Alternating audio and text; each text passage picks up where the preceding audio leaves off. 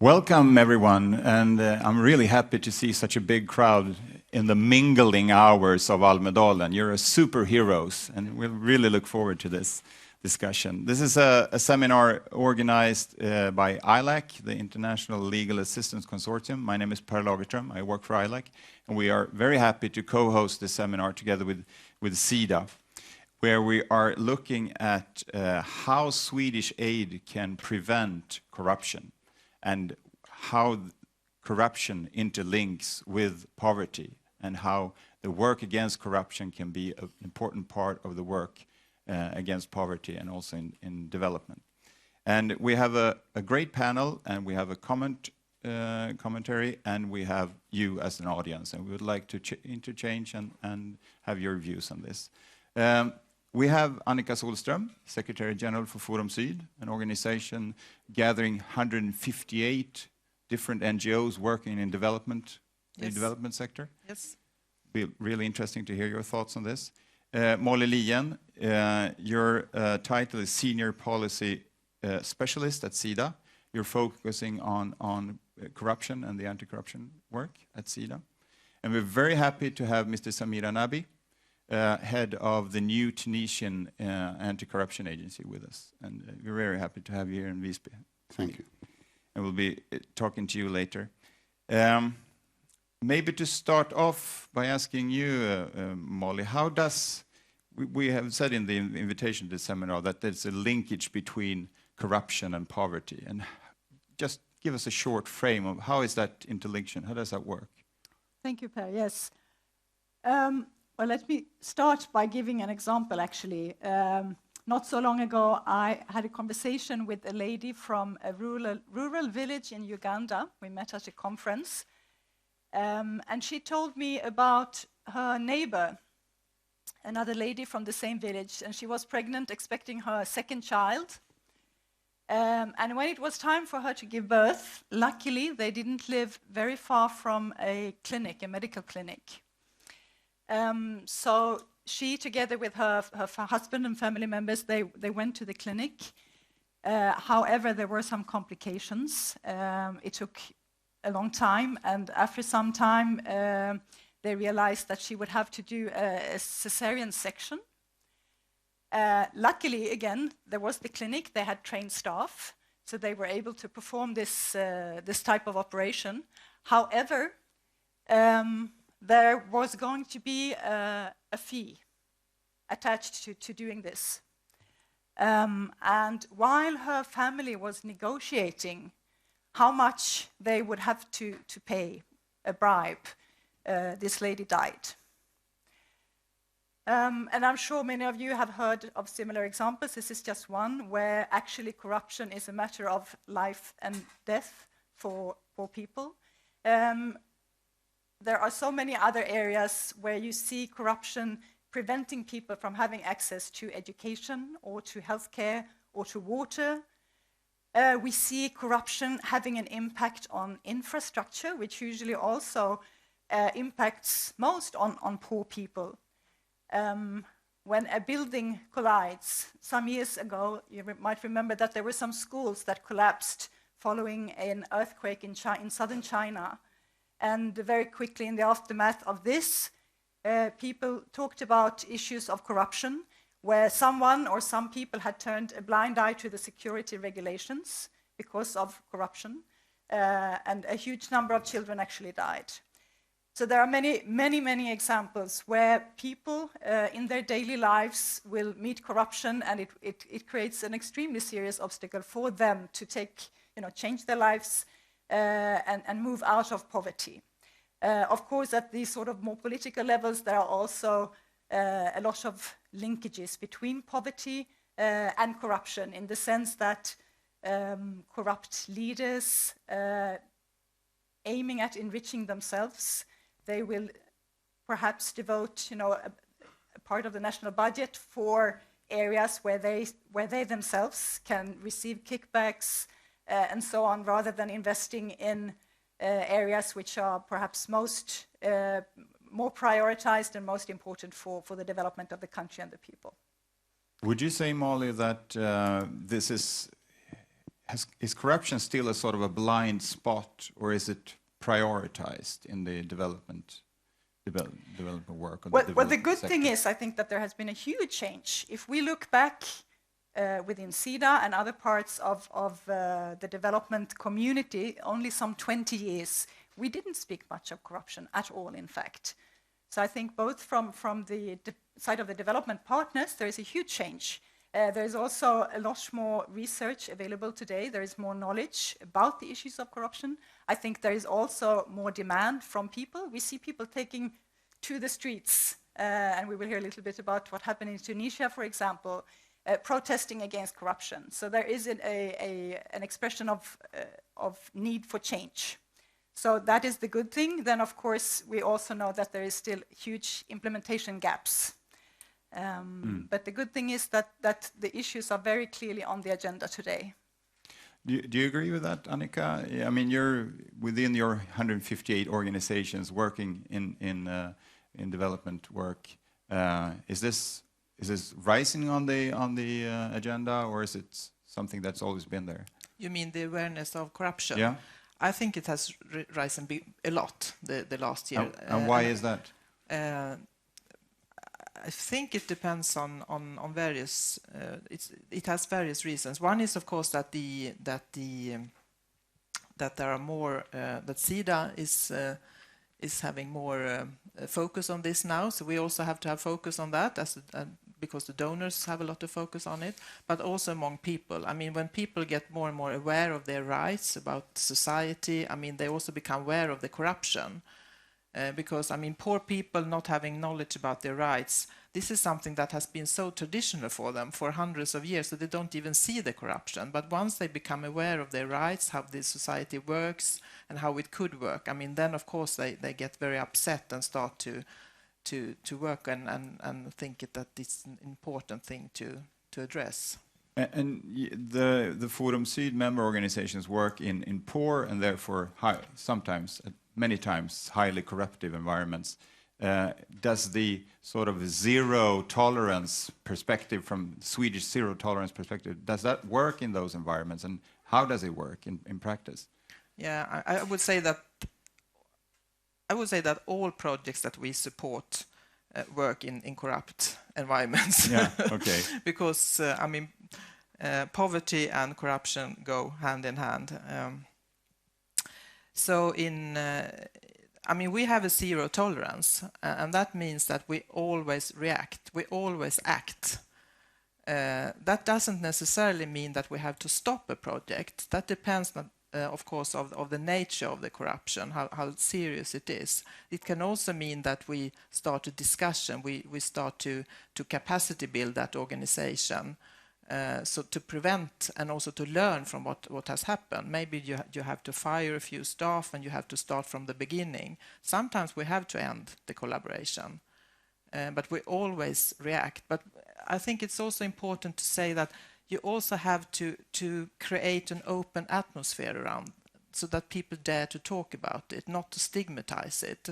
Because this is something that everybody is very ashamed of. You don't want to be corrupt, you don't want to have corruption in your organization. So we also try to promote an open discussion and not to stigmatize the organization, because then we also can act on it, because then it becomes open and we can discuss it. And that's quite hard. I imagine. Molly, according to SIDA's strategy on anti-corruption, you work both internally within the projects that you're involved in, but you also talk about strategic interventions. What are those? Can you give an example of a good strategic intervention within a country? Right. Well, you're right, first of all. I mean, we do, of course, work internally within our own organization, within SIDA and within the embassies where we have staff, in order to promote integrity and prevent corruption there, of course. Then also within projects and programs that we support, which Annika also talked about. But the perhaps most important part really is how we can contribute to the fight against corruption in partner countries at bilateral, regional, but also global level. And there are different ways we can do this. Either when we talk about strategic intervention, that can mean different things. But as an example, we can work directly with supporting projects and programs that aim specifically at reducing or preventing corruption one way or another. And that can be, for instance, supporting the development of a new anti-corruption legislation, or supporting a civil society working against corruption, such as Transparency International local chapters that we do support and collaborate with in several countries. It can also be the support to a government anti-corruption agency, like the one in Tunisia. So those can be the more targeted direct interventions aiming at fighting corruption. But I would say perhaps that the more long-term work in reforming societies in various ways, supporting independent media, supporting civil society in claiming accountability, working for long-term capacity development within the government, supporting the development of tax systems, for instance, or national state audit institutions, that type of long-term reform, even though it might not be called an anti-corruption project, may be perhaps more important, actually. For those of you who were attending the last seminar with Professor Bo Rothstein, who will be commenting on this later, you referred to someone saying that if you fight corruption directly, it will come back to you. Definitely. So maybe the strategic thing is not to specifically target corruption, but build system that will be anti-corruptive. The important thing is really to, there are no generic solutions. So what we have to do, and I think increasingly also become better at, is to identify what are the opportunities in this particular context, at this particular moment in time, who are the actors for change that we can support and collaborate with. Thank you. Mr. Samir Nabi, once again, very nice to have you here. And you are, since the beginning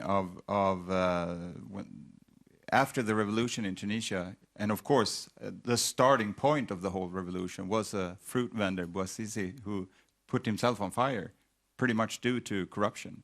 And what has the corruption, what has that meant to the Tunisian revolution and after the revolution?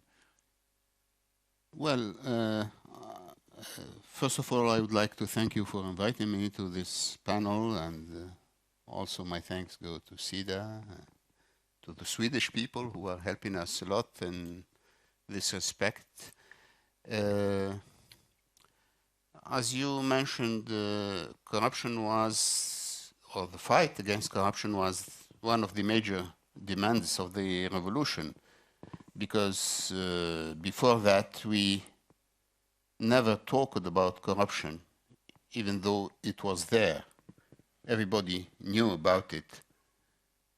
So we didn't even use the word corruption without being, in a way, bothered by the government, let alone talking about fighting against corruption. And then when the revolution took place, well, it just started, it's not finished yet, it's a continuous process.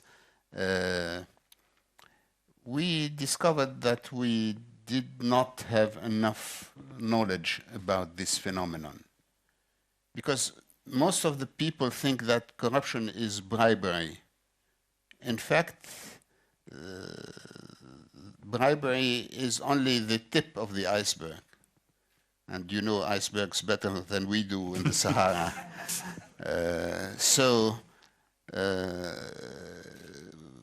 We started looking into this phenomenon, and we had some false ideas about it. We had very high expectations. Many people thought that we were going to eradicate corruption within a few months or a few years after we discovered the reality of this phenomenon. And in fact, these false ideas maybe pushed us into, I wouldn't say the wrong way, but not the exact way of handling things. For example, many people thought that we can get rid of the corrupt civil servants. Mm-hmm. We can get rid of the corrupt politicians. We can get rid of the judges, corrupt judges, of course. But this was not possible. We had to live with them, and we had to keep an eye on them.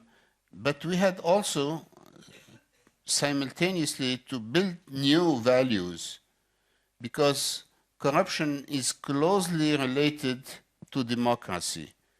There couldn't be democracy without clean public environment. And to do that, it's, I should confess, a very difficult job.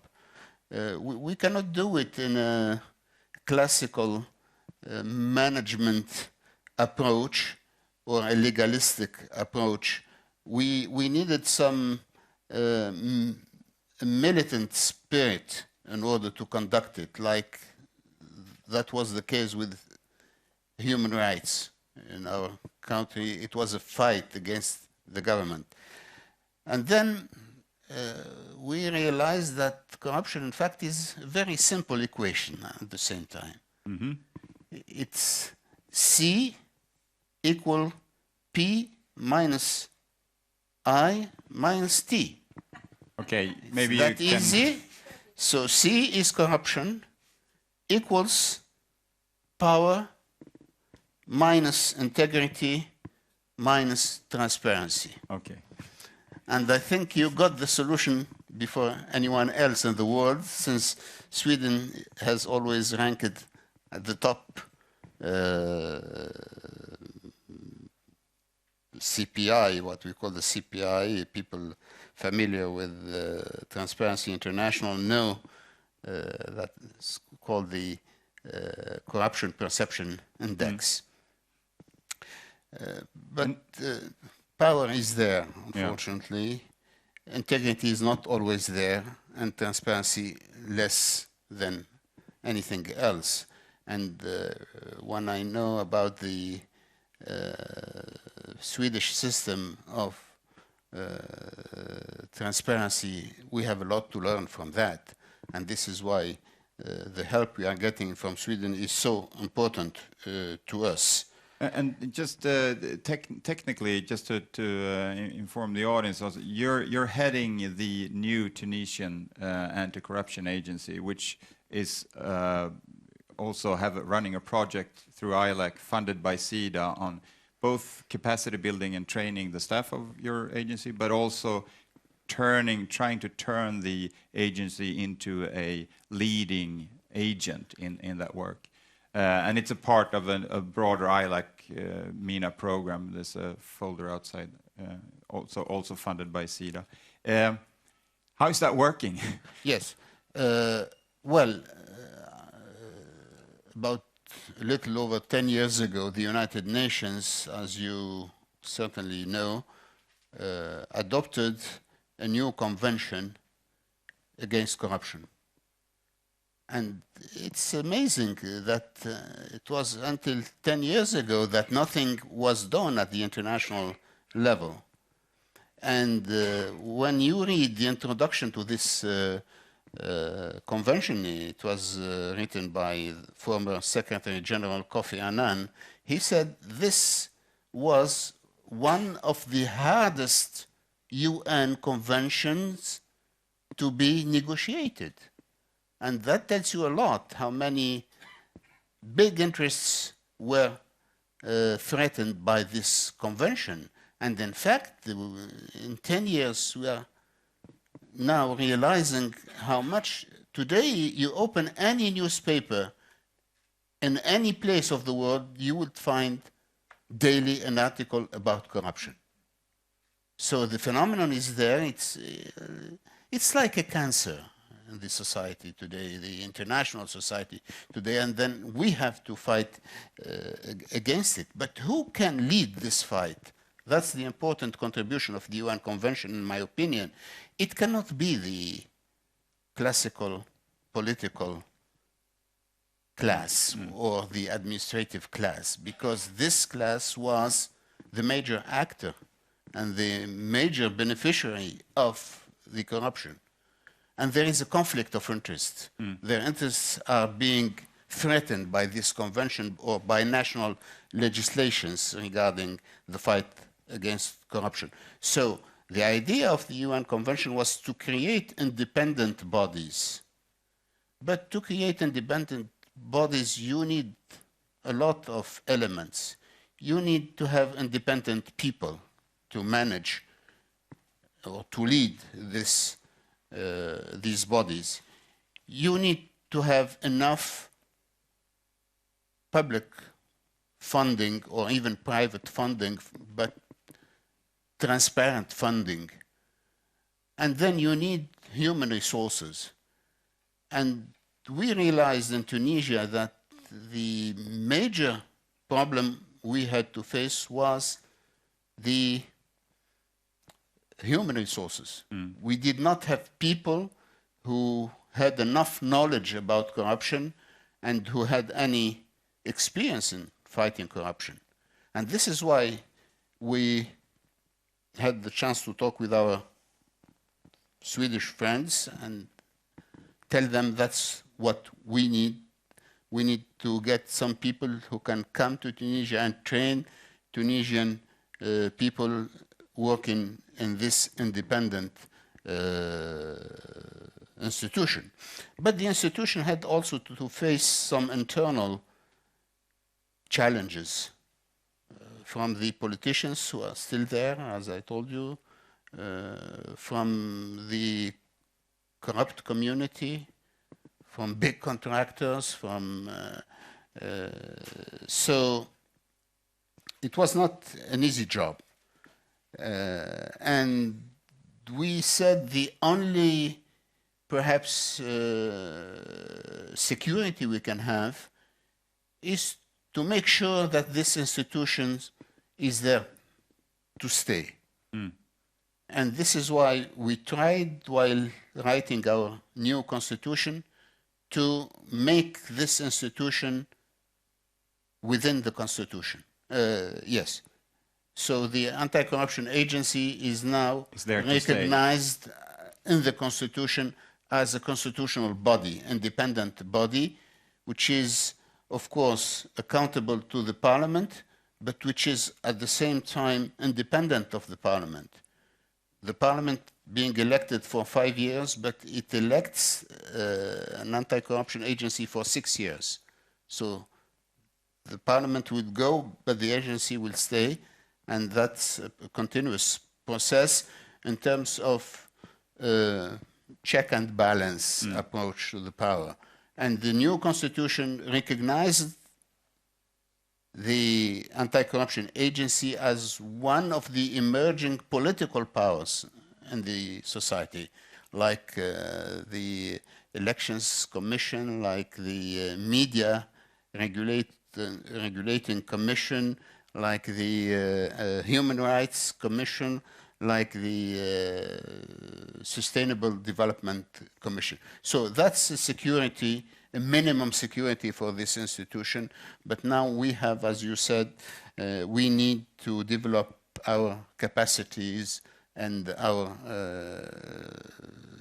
intervention, both at the public level and at the private sector level. Do you have the resources? Do you have the independence? The political independence, we have it now. We've at least convinced the people, we convinced the media, which played an important role. We have a very good relationship with the civil society, which played a very positive role into including this thing in the constitution. So we have this independence, which is a new thing in Tunisia. There used to be one man who ruled the country, then that's it. Now we have different powers in the country. But we still need further capacity building. It took us 3 years to get an independent budget. It was a big fight with the government, with the Ministry of Finance, in order to secure an independent budget. It's a very, very small budget, but we said we accept this budget just to make a point that it's an independent budget. The government does not have the right to look on how we spend this budget. Only the audit courts can do it in a very independent way. Just to sum up, I also know that you're very much working in interacting with other important authorities and organizations. And what is the mindset? Is that changing? Is it? What about the? Do you get acceptance for your work? Yes and no, because to change state of minds, it takes generations sometimes. People also had very little confidence in government, and they cannot overnight change their attitude. So they are very, very cautious way in dealing. Sometimes, you know, they tell us, why do we have to exist since corruption is there? And my answer is often the following. As long as we did not eradicate thefts, as long as we did not eradicate common crimes, we cannot say, let's do away with the courts and close the tribunals and the courts. So there are phenomena that should be, that continue to exist in our societies. We need to have courts, we need to have tribunals, and we need also to have anti-corruption agencies, because after all, corruption is a complicated crime. It's not a common crime. It's a very smart crime. The people who do it secretly, and for the big corruption, it's done at a very high level of intelligence, and those people are very often one step ahead of the agencies that are fighting them. What are your thoughts on this, Annika, when you listen to, we heard that civil society has played an important role in Tunisia. Is this common in your work, that you work together with anti-corruption agencies? Maybe not that we work together with anti-corruption agencies, but I would say that most of the work actually that we are doing when we increase the capacity of the civil society and we create a strong civil society which can hold the duty bearers accountable, I would say that is actually anti-corruption work in a broad sense. So I was happy to hear that you also acknowledged the civil society in Tunisia in the improvements that you have seen. So I think this is a very important factor in the anti-corruption work, although it's not anti-corruption work. The title is not anti-corruption work, but the result is actually anti-corruption work. Professor Bo Rothstein, listening to Samira Nabi's description of Tunisia, is there any hope in this work? I think it's a very good illustration of why the principal agent theory doesn't work. That the principles here are since long implicated in corrupt or semi-corrupt practices, so they have no incentives to change the incentives in the first place. I think also I like very much this reference to the UN Anti-Corruption Convention. It's very easy to become extremely pessimistic in this research, I can say. But you can think of the UN Declaration of Human Rights. It came in 1948, and it was just a piece of paper for 30, 40 years. When the Soviet rulers signed the Helsinki Agreement, they didn't understand that they were signing their death sentence. They didn't understand that people in the Soviet Empire would start taking this declaration for valid and say, you have now signed this, so you have to live up to these standard of accepting human rights. And basically that, in my interpretation, that was one of the major causal factors why the Soviet Empire crashed. Now, it's not, and we are just now publishing a new book, hopefully. We are publishing it about corruption and what is the opposite to corruption. And one thing we do in this book is to try to make a connection between human rights and corruption. It's not so far-fetched. I mean, not being forced to pay bribes to get health care, as we heard Molly was telling us. It's not far-fetched, I think. And it may be the case that when this convention get a little traction in 1 or 2 decades maybe, we will see the same thing happening, that people all over the world will... This convention has now been signed by some 140 countries. And I think it's, you can always ask for more, but it's not a bad convention. It may be that this moral force will have the same force as human rights, in the sense, nobody speaks about democracy today. Everyone speaks about democracy and human rights. And what if we would start speaking about democracy, human rights, and the right to freedom from corruption all over the world? And that can have a major mobilizing way. And I think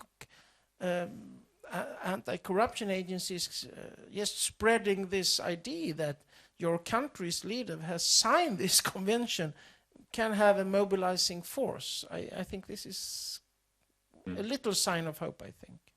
You were asked... Let me add, my interpretation of what happened in Brazil 1.5 years ago was very much that people took to the street demanding clean government. And it was very clear that the Brazilian president didn't really understand this. And I think this can happen in many more countries, I think. You were, in the seminar earlier, you were asking for big bangs, you know, really to go into with full force in order to make a change. From listening to just this description, do you think this is a big enough bang, or is it? No, it's not. It's a nice try, but it's what really is the demand here is that the whole idea of what the state is changes. So in most countries, and also historically, the state has been an operation to secure in a particularistic way the interest of an economic and political elite. Now what the change that comes, and here for example universal education was such a change, means that the idea of what the state is, that it's actually an operation for the public good, for universalists, for impartial action, that takes quite something. I mean, most people in the world see the state as a particularistic thing for a small elite. And if that is going to change and people are going to demand that my tax money or so is not going to be used in this way, this needs a little more medicine. I'm absolutely not against what, and I applaud very much those efforts by SIDA and anti-corruption agencies. But let me just say one thing. None of the low corrupt countries in Western Europe ever had an anti-corruption agency. Not until we were forced to 10 years ago when Romania and the European Union forced Romania and Bulgaria to. Then we also got it, but before that we didn't have one. Yeah. What is your take on that, Samir? Is not criticizing the work you do, but is having an agency specializing in this, is that for sure the right strategy, or how are you thinking ahead? Well, you certainly know that Germany didn't adhere to the convention until last year. And that was a big question when some big multinational German companies were implicated in some important corruption cases. So things are changing, as you said, and we have, I believe, a moral obligation, if you wish, to have these independent agencies, because governments have a role to play in cleaning the system, but also we need some independent bodies to do it. And that's the role. It's somehow an institution between the government and the civil society, because you need some specific expertise which is not perhaps available within the government, which has a conflict of interest with that, which is not always available to the civil society, one of the major steps we are doing today in Tunisia is to help the civil society get the necessary expertise to deal with these questions, just like the media themselves. Investigative journalism is an essential part of the system for the future. And we have to give them the opportunity and the expertise they need, or at least help them to get it. I don't think the government would do it. They should be independent of the government to begin with. And sometimes people think, what can investigative journalism do? They can do a lot. When I was a student in the US in the early 70s, I remember some president of the US forced to quit. Can make a change. That makes a change. The rest is history. Molly, I mean, what is your take on this agency or mainstreaming strategy? What can we learn from other parts of the world? Yeah, well, I think, as always, it's not necessarily either or. Again, it depends. It depends on the circumstances. Of course, there has been a lot of criticism against, or disappointment, perhaps, with anti-corruption agencies.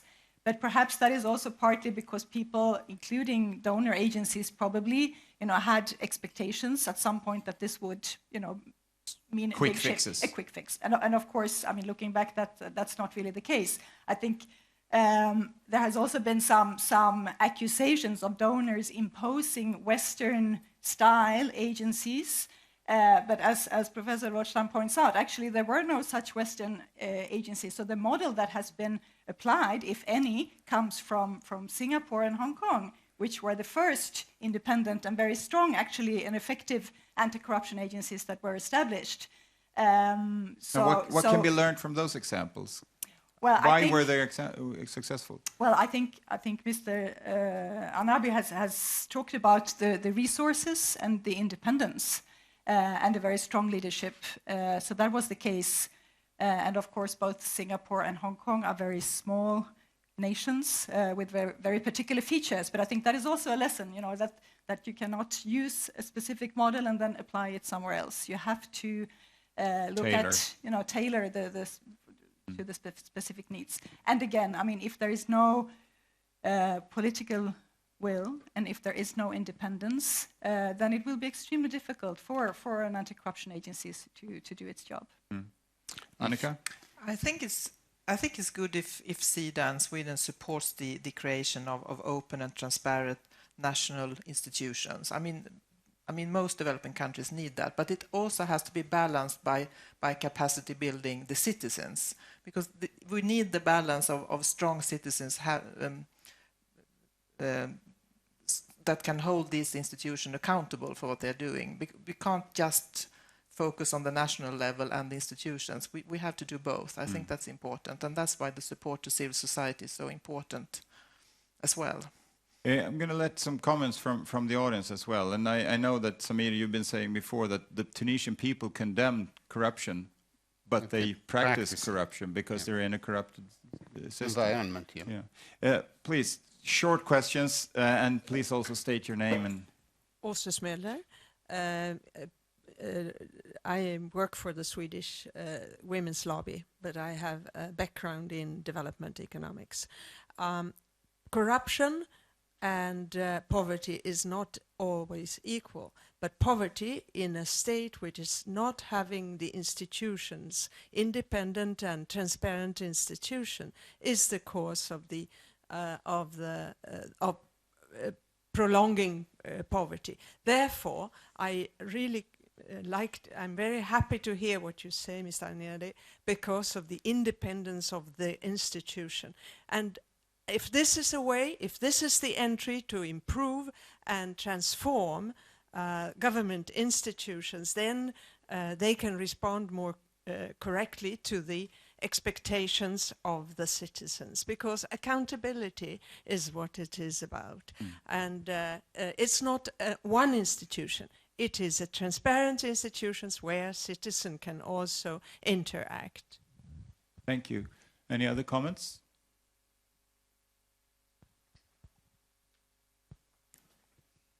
This is just to report a very, very new research result from a project I've had with one of my colleagues, Maria Gustafsson. We have tried to find, and we succeeded in finding a measure of the quality of the national audit system in countries, independence, and so we follow this international audit organization. And it turns out that it correlates very highly with low corruption.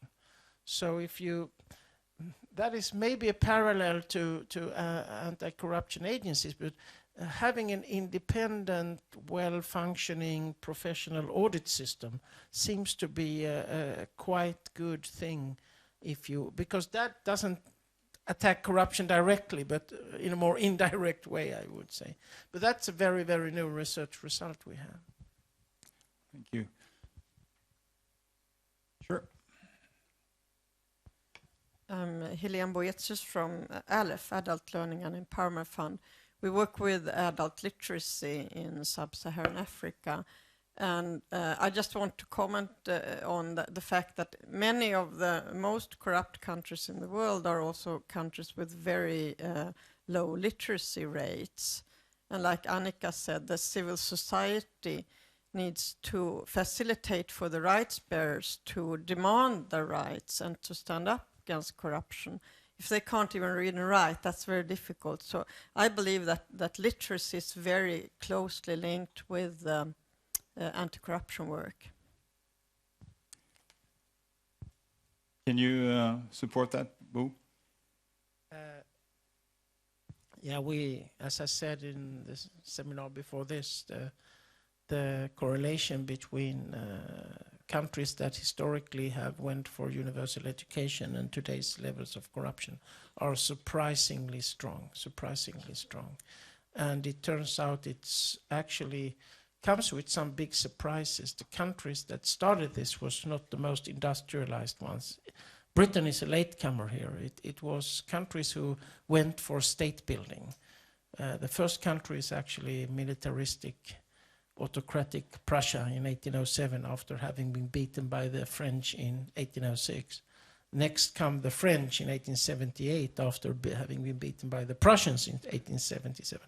So losing a war is good. Losing war is very good. No, but it's very clear that these universal educational reforms is about creating new citizens for a new society. And if you think about universal education, this is the first reform where ordinary citizens get something valuable from the state. This is as I mentioned before, we find very reasonably strong correlations between gender equality in the political sector and low corruption, whatever we control for. And what shouldn't be forgotten is that these universal educational reforms that came in during the late or early mid-19th century were phenomenal gender equalizing reforms. Until this reform came, if there were any education, it was only for the boys. Now comes reforms saying two things. One, boys and girls should get the same amount of education and in many cases be taught in the same classes. The Swedish priests fight it, but they lose. Very good. Now, as a final comment from the panel, look into where you are now and the very short period. What would you say would be the realistic demands from the Tunisian people, or what are the demands now, and what can be realistic? I'm sure that the younger generation is well aware of that, and they would like to know what's going on, and the reference earlier to the Singapore and Hong Kong experiences, to me it means one thing: it can be done. It's not impossible. We are not going to adapt the Singapore model or the Hong Kong model or any other model, but that's a reassurance that something can be done, and this is our hope. We cannot give up to whatever pressures we are getting from the government, from the businesses, from the international community, but There is a new conscience today, and there is a new conscience that we can do something about it. Very good. And would you like to end off this on a positive note as well, Molly? Yes, I do. I think two final comments. One is that the United Nations new Sustainable Development Goals are being negotiated, and there will be a decision on this in September. And as it looks, there will actually be a goal of reducing corruption, which may be an important achievement in itself that is actually on the agenda and will strengthen, the work of all of us. The other positive thing I think is also from SIDA as a government donor agency or development cooperation agency, is that it seems that internally within our own organization, we are switching our focus. We have been looking quite a lot at how we can safeguard Swedish aid, which has been important and still is, and we should of course continue to do that to make sure that the funds and the resources will receive the beneficiaries and the target groups. But we also need much more to integrate and understand corruption as an obstacle for development and integrate it in all the areas and sectors where we work. And I think we are about to reach that shift, which is very positive. Annika, do you see a shift or do you see a process? I see a process, I think. I think it will take a long time.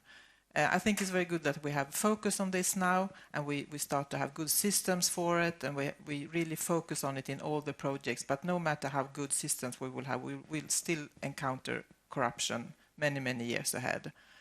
So I think it's very important that we create this atmosphere that I was talking about in the beginning, not to stigmatize this and create an open atmosphere. And that's also very important in our relationship with SIDA, so that we dare to talk about when we found it and find it, and not just talk about how much money should be repaid to SIDA, because then people will not dare to talk about it. Mm-hmm. So I think that's also in our world that is important between us. So I think it's a process and it will take a long time, but we also see very many good results on local level in the projects that we are doing. So that's quite promising, but that's on the local level and in small projects. So it takes a long time before we see the results at the national level. But those are also examples of what Samir and Abi refers to, things can be done. Yes, of course, of course. I think we stop there, and I think we thank you, the panel, and Bo Rothstein, with an applaud.